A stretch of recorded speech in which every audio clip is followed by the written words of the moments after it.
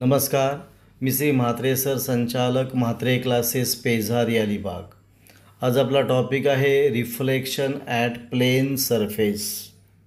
पॉईंटचं नाव आहे reflection at plane surface. याच्यामध्ये एक plane reflecting surface P Q आहे. पी क्यू हा प्लेन रिफ्लेक्टिंग सरफेस आहे. Plane wavefront A B bounded by ray E A and ray FB incident at point A. पुन्हा नीट आहे का? Plane wavefront AB bounded by ray EA and ray FB incident at point A. According to Huygens principle, A become secondary source of light, sending out secondary waves. Plane wavefront जो आहे it moves from point B to C in time T, आणि म्हणून हे B C जे अंतर असेल is equal to V T. मग B C is equal to V T, where V is velocity of light in air and T is time. At the same time secondary wavefront moves from point A to D. मग हे अंतरसुद्धा जे असेल ते V T असेल, म्हणजे distance A D असेल.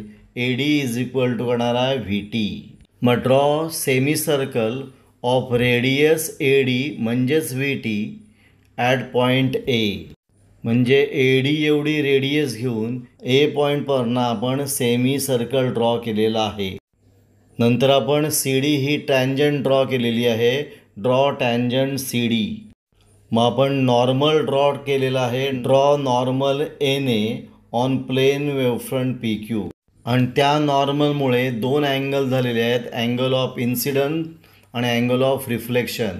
मग angle E A N याला म्हणतो आपण अँगल आय, त्याला म्हणतो आपण अँगल ऑफ इन्सिडन्स. आणि अँगल एन ए डी याला म्हणतो आपण अँगल आर, त्याला म्हणतो आपण अँगल ऑफ रिफ्लेक्शन. आता in triangle A B C आणि ए डी सी. ट्रायंगल कोणते आहेत? ए बी सी आणि triangle A D C. A C common आहे, मग A C congruent A C. And distance A D बरोबर B C, कारण ते अंतर आहे व्ही टी. आणि angle A B C is equal to angle A D C each 90. आणि म्हणून ट्रायंगल ए बी सी आणि ट्रायंगल ए डी सीमध्ये एक कॉमन आहे, आणि म्हणून ए सी कॉमन का बोला A C. A D congruent B C, कारण ते अंतर सेम दिलेलं आहे व्ही टी. आणि angle A B C congruent angle A D C each 90. आणि म्हणून triangle A B C congruent triangle A D C. आणि म्हणून angle B A C congruent angle D C A, corresponding angle of congruent triangle. आणि म्हणून in triangle A B C and A D C, A C common, A D is equal to B C बरोबर V T. आणि angle A B C congruent angle A D C, आणि म्हणून angle B A C congruent angle D C A, corresponding angle of congruent triangle. But from geometry of figure angle E A N is equal to angle B A C is equal to angle I. आणि जॉमेट्रीवरनं angle N A D is equal to angle D C A is equal to angle R, त्याला म्हणतो आपण angle of reflection. मग आपण किंमत भरणार आहोत. अँगल बी ए सीची किंमत आय भरणार आहोत, आणि अँगल डी सी एची किंमत आपण आर भरणार आहोत. आर बी ए सीची किंमत आपण आय भरली, डी सी एची किंमत आपण आर भरली, आणि म्हणून I is equal to R आलेला आहे. म्हणजे आय म्हणजे angle of incidence is equal to angle of reflection. आपण प्रूव्ह केलेलं आहे I is equal to R. मग लॉ कसं असेल?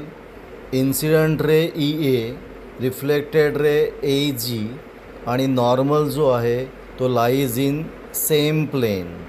हा झाला पहिला लॉ. आणि सेकंड, इन्सिडंट रे आणि reflected ray are opposite sides of normal. ते दोन्ही रे नॉर्मलच्या अपोजिट साईडला आहे, आणि angle of incidence is equal to angle of reflection.